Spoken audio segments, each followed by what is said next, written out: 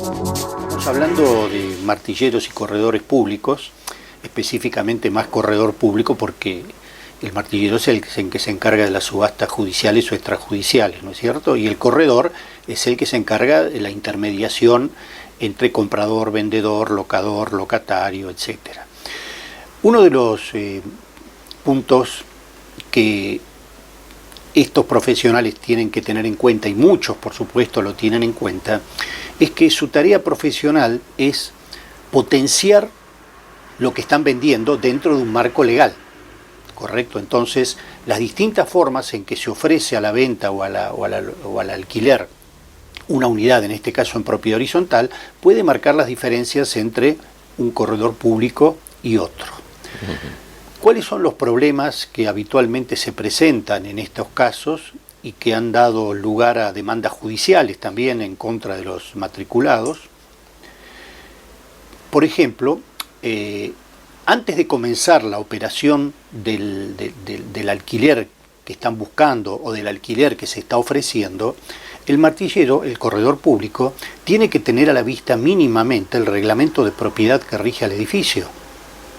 Porque si no lo hace, puede correr el riesgo que alguien busque una unidad funcional para desarrollar tarea profesional, abogado, contador, ingeniero, pero ocurre que el reglamento de propiedad establece que las unidades solamente pueden ser destinadas a vivienda.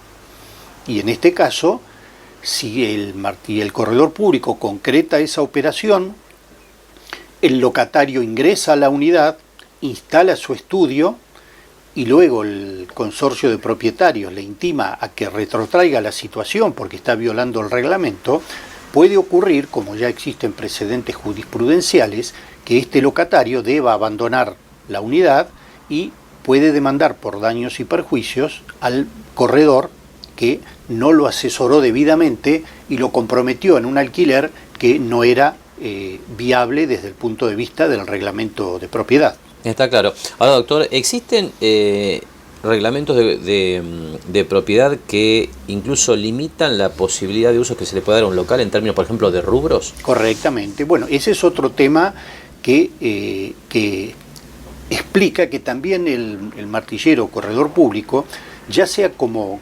interviniendo por el vendedor o el comprador, tiene que tener a la vista el reglamento de propiedad, porque generalmente los locales tienen destinos prohibidos.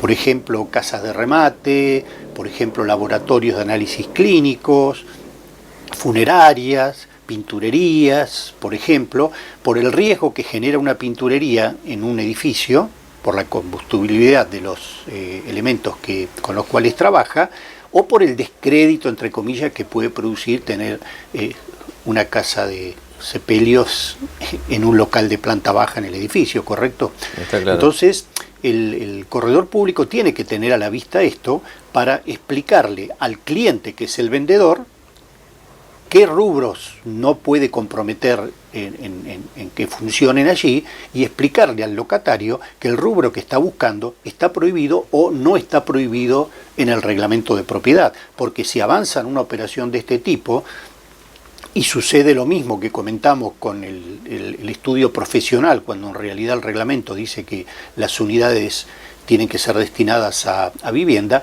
puede tener problemas legales el corredor público como profesional que cometió una mala praxis.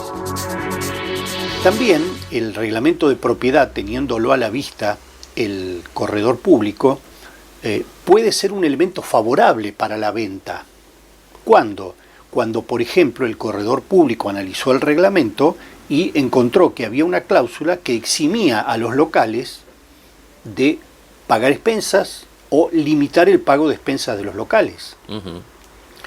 Esto significa que el corredor público puede potenciar el nivel de venta explicándole al futuro comprador que las expensas son muy bajas para ese local, o directamente no paga expensas porque el reglamento establece, desde el momento que se hizo el edificio, que los locales no van a pagar expensas o van a pagar un núcleo muy reducido de expensas. Y eso, reitero, puede valorar y potenciar la calidad de venta de una unidad en estas condiciones, con lo caro que son las expensas en términos generales, ¿no es cierto? Seguro. Ahora, doctor, y desde el punto de vista de la responsabilidad, ¿no es cierto?, de una operación en la que interviene, por ejemplo, un comprador de un local o de una unidad en algún edificio, interviene en esa operación un martillero o corredor público, y finalmente, efectivamente se concreta la operación y después, digamos, las partes advierten que, por ejemplo, el local no estaba habilitado para ser destinado al rubro que se buscaba. La responsabilidad,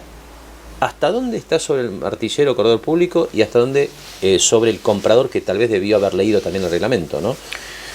Mire, aquí estamos hablando de dos partes. Una que es la profesional, la conocedora, el que tiene que conocer, y otro es un neófito. Uh-huh. Bien, hay una relación en la cual, lo mismo que con un abogado, con un médico, también el paciente, el médico podría decir, sí, el paciente podría haber sabido por internet los riesgos que corría esta operación, ¿correcto? Entonces, la responsabilidad recae sobre el profesional, teniendo en cuenta además que el Código Civil y Comercial ahora incorpora lo que ya venía siendo pauta doctrinaria de las cargas probatorias dinámicas. Esto es que hay una presunción de responsabilidad que recae sobre el que está en mejores condiciones técnicas o profesionales de haber anunciado cuál era la problemática que podía presentar esa operación. O sea, entre un profesional y un neófito, la responsabilidad va a recaer sobre el profesional.